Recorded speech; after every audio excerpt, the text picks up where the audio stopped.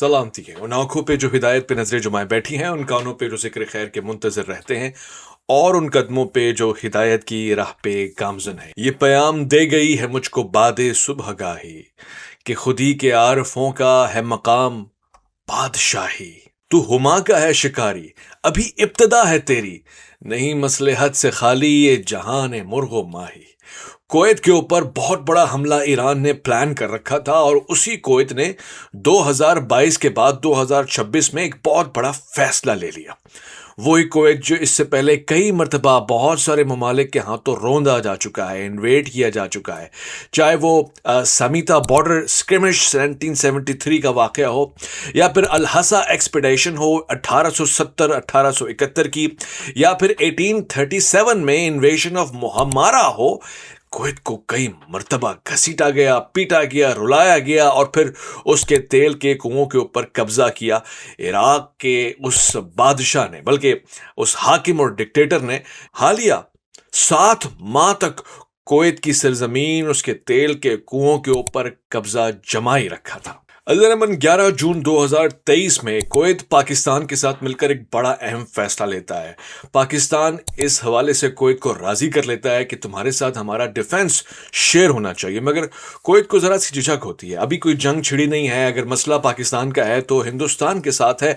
क्यों कुवैत अपने तेल के कूंदे उंडेले पाकिस्तान में, पाकिस्तानी टैंकों के अंदर, जहाज़ों के अंदर, वो भी हिंदुस्तान के खिलाफ, कि जिससे कुवैत का कोई लेना देना नहीं है। 2023 में 11 जून के ऊपर इस डील के ऊपर जरूर साइन होता है, मगर कुवैत नीम रजामंदी के साथ कि आपकी मिलिट्री, कुवैत की मिलिट्री को ट्रेन करें, आपके लोग यहां पर हमारी मिलिट्री इंस्टीट्यूशंस को डेवलप करें, तैयार करें, इंटेलिजेंस को एम्पावर्ड करें, हमें हमारे फौजियों को जिनकी मोटी मोटी तोनें हैं लड़ना सिखाएं, और उनको अपने मुल्क का दिफा और तहफ़्फ़ुज़ सिखाएं, और ये भी बताएं कि हुकूमतों को कैसे लोगों के शर से बचाया जा सकता है। हुक्मरानी, हाकिम वक्त, ये कैसे महफूज रह सकते हैं, जेलों में कैसे डालना है, लोगों को कैसे दूर रखना है तख्ते-ए-दार से। ये सब कुछ 2023 में लिखा जा चुका था, साइन हो चुका था 11 जून तक।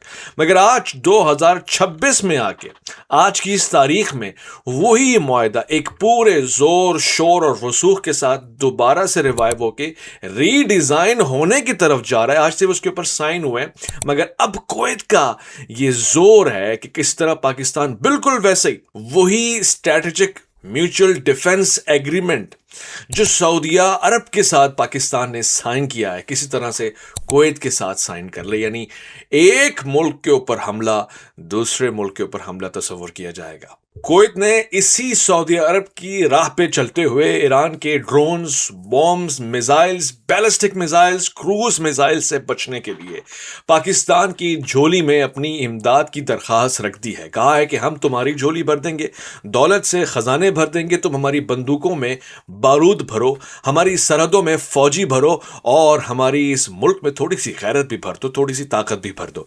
कुवैत ने एक ऐसा पाकिस्तान के साथ डिफेंस एग्रीमेंट साइन किया 2023 में, जिसको अब जिस निगाह से देखा जा रहा है वो म्यूचुअल डिफेंस एग्रीमेंट की निगाह से देखा जा रहा है। गोया अभी वो म्यूचुअल डिफेंस एग्रीमेंट है नहीं, क्योंकि अब पाकिस्तान कह रहा है कि जब हमने आपसे कहा था कि आपके ऊपर हमला, हम पर हमला तस्वुर होगा, तो उस वक्त हम पे हमला होने वाला था, यह हो सकता था, आपने कोई हामी नहीं भरी। अब चूंकि आप इस वक्त हमले ही में हैं और हम उस हमले को हमला नहीं देख रहे, लिहाजा हम इसको स्लोली ग्रेजुअली आगे लेके बढ़ेंगे। पहले आपने हमारी इमदाद करनी है, हमारे सेक्टर्स के साथ मिलना है, दूसरा हमने आपकी इमदाद करनी है, आपकी एकेडमीज को, मिलिट्री इंस्टीट्यूशंस को डेवलप करना है, जिसमें फौजी तरबियत और तालीम शामिल है, लॉजिस्टिक सपोर्ट शामिल है, मिलिट्री पर्सनल्स का तबादला शामिल है। यानी हमारे मेजर्स, कर्नल्स कुवैत में जाके अपॉइंट होंगे, डेजिनेट होंगे, और आपके लोगों को भी यहां पे आना पड़ेगा ताकि सीख सकें।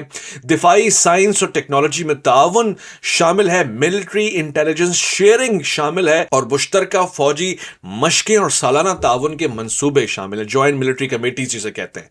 यह सब कुछ कॉन्फिडेंशियलिटी और सिक्योरिटी के साथ होगा, मुकम्मल स्ट्रेटेजिक पस मंजर के साथ होगा। यह मुआहदा आज उस मुआहदे की यकीन दहानी के तौर पर साइन होगा, यानी रीअसाइन साइन होगा, मगर इसको म्यूचुअल डिफेंस एग्रीमेंट की तरफ जाना है। आप कहेंगे म्यूचुअल डिफेंस एग्रीमेंट क्या है? मैं भाई कई मरतबा आपको बता चुका हूं कि पाकिस्तान सऊदीया जिस म्यूचुअल डिफेंस एग्रीमेंट यानी SMDA की तरफ आया है, वो कोई अनोखा नहीं है। दुनिया के 6 से 8 ममालिक इस वक्त, बड़े ममालिक जिनके दरमियान इसी नौयत की ट्रीटीज एग्रीमेंट्स हुए हैं, और वो भी फिल फॉर एक्शन में आने के लिए तैयार है। नाम सुनते जाइएगा, नेटो, जिसको नॉर्थ अटलांटिक ट्रीटी कहते हैं, 1949 से काबिल अमल है। यानी किसी भी एक मुल्क के ऊपर हमला, यूरोप के 30 ममालिक प्लस और दीगर ममालिक के ऊपर, कहीं भी किसी भी मुल्क के ऊपर कोई हमला करता है, नेटो एक्शन में आता है एक आर्टिकल के तहत, और वो कहता है कि हमारे ऊपर हमला है, यानी किसी भी मुल्क के ऊपर हमला, सब ममालिक के ऊपर हमला है, सब जवाब देने के हक जानिब होंगे। 1947 में inter American treaty of reciprocal assistance भी साइन हो चुकी है, और इसमें भी अमरीकी और लातीनी अमरीकी ममालिक शामिल होते हैं, आते हैं। और फिर इसी तरह का एक एग्रीमेंट USA और साउथ कोरिया के दरमियान 1953 में बन चुका था, लिखा जा चुका था, दस्तखत किए जा चुके थे। यानी एक कंट्री साउथ कोरिया या US, किसी पे भी हमला होता है, मेजॉरिटी इस बात को समझती है कि साउथ कोरिया को नॉर्थ कोरिया से बचाने के लिए ये ट्रीटी साइन की गई। मगर इसके साथ US और जापान का भी 1960 का यही म्यूचुअल डिफेंस एग्रीमेंट शामिल है। थाईलैंड, और उसके अलावा आपको हैरानगी होगी कि इससे इर्द गिर्द के नवा के ममालिक के दरमियान भी एक मामूली सा इसी तरह का US थानेट और रस कम्युनिके नाम से एक एग्रीमेंट साइन हुआ, जिसको बाद में कोई खातिर खा अहमियत नहीं भी दी गई। मगर ये सब कुछ मैं आपको इसलिए बता रहा हूं कि आज जो कुवैत ने पाकिस्तान के साथ एग्रीमेंट साइन किया है, वो म्यूचुअल डिफेंस एग्रीमेंट नहीं है, वो म्यूचुअल पैक्ट नहीं है, वो किसी भी तरह से सऊदीया और पाकिस्तान के दरमियान साइन होने वाले उन एग्रीमेंट्स की तरह नहीं है, मगर उन एग्रीमेंट्स की तरफ जाता जरूर है। यानी एक पहला कदम है, और इस पहले कदम में दोनों एक दूसरे को टेस्ट करेंगे। सऊदीया के साथ जो कुछ भी हुतियों ने किया, पाकिस्तान ने एक लाइन ड्रॉ कर दी। मेरी इस बात से बहुत से लोग नाराज भी हुए थे, मगर सच्ची और तल्ख बातें हकीकत में एक मुतदिल सहाफी के जरिए पहुंचाई जाना बहुत जरूरी होती है। और मैं आपको ये बात वाज़ेह कर दूं कि पाकिस्तान हूतीस की जानिब से किसी भी किस्म के हमले को जो सऊदी अरब की बाउंड्री के अंदर होंगे रिटेलिएट करेगा। मेरी उस लास्ट व्लॉग के बाद आपने गवर्नमेंट का वो ऑफिशियल बयान भी सुन लिया कि सऊदी अरब हमारी रेड लाइन है। इस तरह के जुमले कोई इरादतन, खालिसतन, नियतन, मोहब्बतन, अकीदतन नहीं कहता, बल्कि एक स्ट्रेटजी होती है। यानी एक मुल्क की मिलिट्री और उसकी नेशनल पॉलिसी का हिस्सा होता है कि हमने इनके साथ चलना है और इनके साथ नहीं चलना। उसी मिलिट्री और नेशनल पॉलिसी में यह शामिल है कि हमने ईरान की मौजूदा हुकूमत को सपोर्ट करना है, बचाना है और उनको महफूज रखना है और उसको गिरने भी नहीं देना है। मगर साथ साथ हमने सऊदी अरब के अंदर जो इस वक्त निज़ाम शामिल है या हुकूमत मौजूद है, उसकी पासदारी या उसकी तरफदारी या उसकी हिमायत जारी रखनी है, क्योंकि हमारे बहुत सारे मुआशी फायदे उसके साथ जुड़े हुए। इस वक्त कुवैत के साथ पाकिस्तान के कौन कौन से फायदे हैं, जिसमें बहुत बड़े किस्म के जिसे कहते हैं गैर मामूली नौयत के फवायद हैं, वो पाकिस्तान को हासिल हो सकते हैं। आप सब जानते हैं कि पाकिस्तान का मसला इस वक्त इन्फ्लेशन है, महंगाई है, बढ़ती हुई कीमत तेल की पाकिस्तान के लिए मसाइल और वसाइल में, बल्कि वसाइल में कमी और मसाइल में इजाफा करती जा रही है। GDP कुवैत का क्या कमाल GDP है, 160.23 बिलियन GDP कुवैत का और पाकिस्तान का। आप सिंपल अगर कैलकुलेट करेंगे पर कैपिटल इनकम के ऊपर, तो पाकिस्तान में एक आदमी औसतन 2024 के एक अंदाजे के मुताबिक $1550 सालाना कमा रहा है, जबकि कुवैत में वही आदमी बैठकर, वही मामूली आदमी, वही चपड़ासी या वही कुछ ना करने वाला सबसे लीस्ट पॉसिबल आदमी कम से कम $30,000 माहाना नहीं सालाना कमा रहा है। यानी कंपैरिजन में कितना बड़ा फर्क आ गया कि एक आदमी पूरे साल $1,500 कमा रहा है और दूसरा आदमी $30,000 के करीब कमा रहा है। ये एक नॉर्मल फर्क मैं आपको पर कैपिटल इनकम का बता रहा हूं। इसी तरह पब्लिक डेट्स में बहुत बड़ा फर्क है। पाकिस्तान 82.9% की इकॉनमी लेके चल रहा है GDP की जो डेप्थ में है, और कुवैत 2.2 पे खुश और मुतमईन चल रहा है। ट्रेड बैलेंस पाकिस्तान का 28 बिलियन डेफिसिट के ऊपर चल रहा है, $28 बिलियन डेफिसिट के ऊपर चल रहा है, मनफी चल रहा है, खसारे में चल रहा है पाकिस्तान का। और कुवैत का इस वक्त $45 बिलियन प्लस में चल रहा है, सरप्लस में चल रहा है। 2025 के रेशोज, रेट्स, फिगर्स, फैक्ट्स आपके सामने शेयर कर रहा हूं। तो इसका फायदा कुवैत को होगा या पाकिस्तान को? सिंपल सी बात है, पाकिस्तान को मुआशी तौर से इसका बड़ा फायदा पहुंचेगा। मौशी तवानाई, मौशी वसाइल सारे के सारे कुवैत पाकिस्तान के साथ इस वक्त शेयर करने को तैयार है, क्योंकि अगर कंट्री का दिफा नहीं हो सकता तो खजानों को भर के क्या करना है। लाओ, बहुत हजार साल पहले, यानी जब ये चंगेज खान की औलाद हलाकू खान की सूरत में दाखिल हुई थी इराक में, और उस वक्त वहां मुसलमान अब्बासी रूलर मौजूद था, वो सोना सारा मुंह में डाल के गया था कि इस सोने के महल का तुमने क्या करना है अगर तुमने तलवारें नहीं बनाई, औजार नहीं बनाए, हथियार नहीं बनाए। अब जरा कंपेयर कर लें पाकिस्तान कुवैत को क्या देने वाला है। बहुत सारी चीजों में से जरा एक कंपैरिजन मिलिट्री का कर लें, क्योंकि मेजर चीज जो हम इस वक्त ऑफर कर रहे हैं सिर्फ कुवैत को नहीं दुनिया को, वो यही है। पाकिस्तान के पास 5,60,000 से जायद फौजी हैं, और ये सारे रिजर्व और पैरामिलिट्री और इस तरह की दीगर कैटेगरीज में डिवाइड होते हैं, जबकि कुवैत के पास 15,500 फौजी हैं, सोल्जर्स हैं, जो नाकाफी हैं। इससे पहले इराक ने हुकूमत की, एक दिन में सद्दाम हुसैन ने कुवैत को फतह किया था, कोई बचाने नहीं आया। खुद पाकिस्तान के पास 5,50,000 रिजर्व फौजी भी मौजूद हैं, जबकि कुवैत के पास सिर्फ 23,700 रिजर्व फौजी मौजूद हैं। इसके सिवा कुछ भी नहीं है। अच्छा, आप कहेंगे कि इसके सिवा क्या है कुवैत के पास? जी, कुवैत एक ऐसा कंट्री है जिसके डिफेंस बजट के ऊपर अगर आपकी निगाह हो तो $8.2 बिलियन एनुअल वो खर्च करता है, जबकि पाकिस्तान साइज में कोई बहुत बड़ा डिफरेंस नहीं आएगा, मगर $11.4 बिलियन अपने बजट के ऊपर, मिलिट्री बजट के ऊपर इन्वेस्ट करता है, खर्च करता है।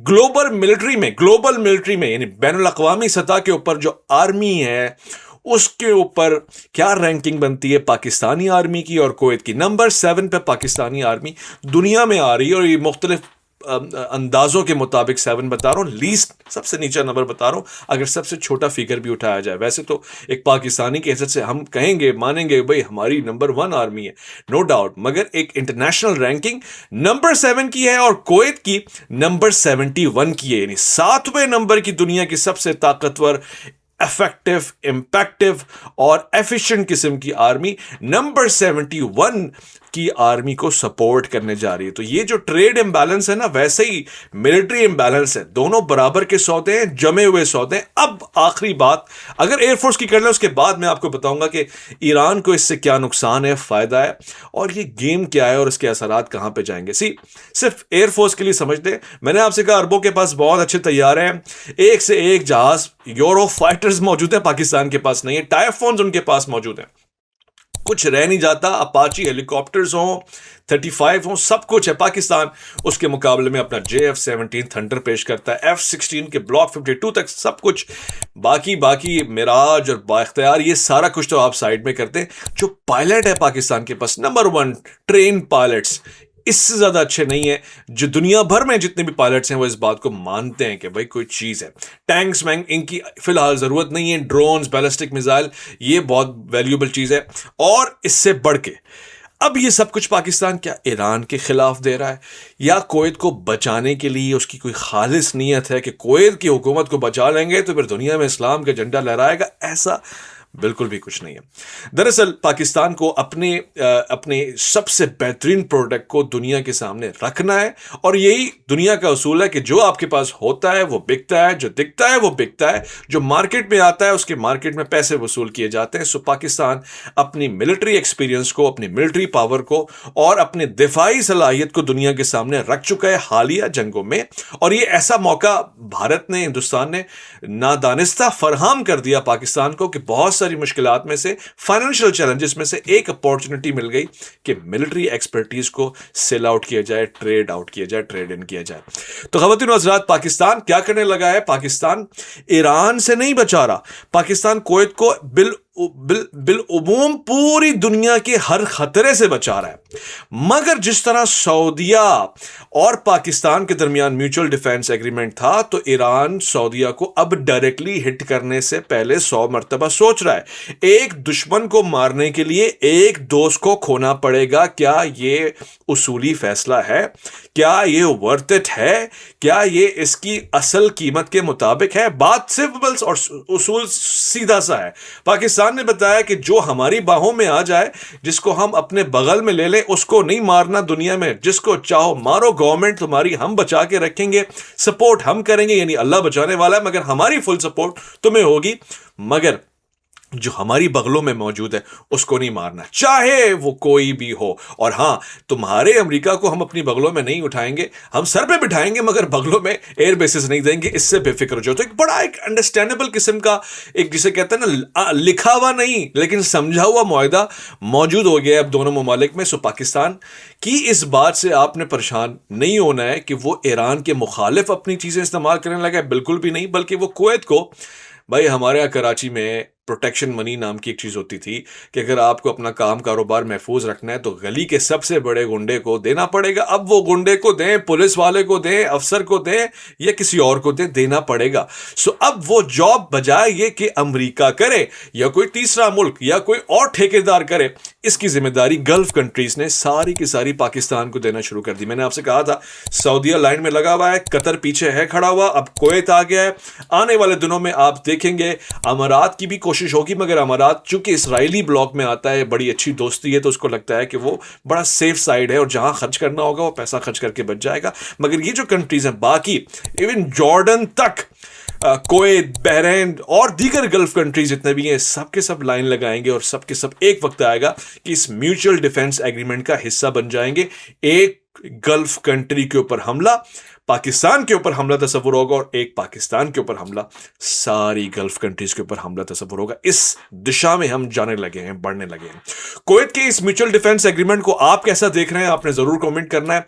क्या आप अभी भी इसको ईरान के मुखालिफ समझ रहे हैं? अगर ऐसा है तो फिर आपको होशियार हो जाना चाहिए, क्योंकि ईरान के लिए बड़ा आसान है दो कंट्रीज के ऊपर हमला करना और कब्जा करना। एक कुवैत है, दूसरा अमारात है। आज अपने फौजियों को भेजेगा, अगले दिन कब्जा हो सकता है, मगर ऐसा वो क्यों करेगा? क्योंकि वो ऑलरेडी इनकी मईशत को कमजोर कर रहा है, डरा के, धमका के, खौफजदा करके सिर्फ इतना कह रहा है कि अपने अंदर, अपनी सरहदों के अंदर अमरीकी बेसिस को मत रखो। और सिर्फ ईरान ये नहीं कह रहा, बल्कि कुवैत के अपने लोग भी इस एहतजाज में और कई इस तरह के एहतजाज में ये कह रहे हैं कि यूएसए की बेसिस को यहां नहीं होना चाहिए। यूएसए के फौजी यहां पे क्या कर रहे हैं, इस सवाल का जवाब दो। अपने लोग कुवैत के अपनी हुकूमत से रोजाना पूछ रहे हैं। एहतजाज की वीडियो आपके सामने चल रही है, मुसलसल एहतजाज हो रहा है। सो जो बात ईरान कह रहा है वही अरब कह रहे हैं, यानी कुवैत के अंदर मौजूद अरबी उन आजमियों की हिमायत में बोल रहे हैं कि वो कोई गलत बात नहीं कह रहे। लिहाजा ना फिरके की छाप है, ना कंट्री की कोई ऊद है, ना आईन और शरीयत का मसला है, बल्कि वो कहते हैं कि ज़मीर का मसला, उसूली मसला है कि जिस मुल्क से हमारा कोई लेना देना नहीं,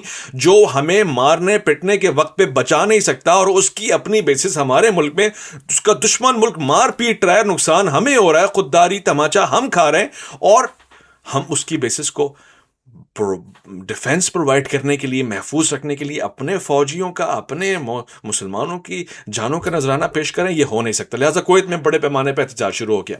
अब आपको लतीफ बात बताऊं और खत्म करूं व्लॉग कि पाकिस्तान में इसी किस्म का कोई एहतजाज होता या हिमायत में बात निकलती, कुछ गली के ऐसे लौंडे कि जिनके वालिद वालदा दुनिया भर में ये ढूंढते फिरते हैं कि इस अंजाम का नतीजा और नतीजे का अंजाम क्या है नहीं मालूम। दुनिया में इस्लाम के नाम के ऊपर जितना इस्लाम को बदनाम ये कर सकते थे, मदरसों से लेकर स्कूल, कॉलेजेस, यूनिवर्सिटीज तक, मीडिया से लेकर मुबाहिज़ों मनाज़िर तक, सियासत से लेकर रियासत तक, इन्होंने उतनी गंद फैला के रखी है। अब ये कह रहे हैं कि कुवैत में मारे जाने वाले अमरीकी फौजी जिन्हें ईरान ने मारा वो तो मुकद्दस है, वो तो शहीद है, उनके तो जनाजे भी पढ़े जाना चाहिए, उनका तो इस्तकबाल और एहतराम होना चाहिए, क्योंकि उन्हें ईरान ने मारा है। क्यों? ये आप उनसे जाके पूछिए, मुझे नहीं मालूम। अल्लाह की अमान में।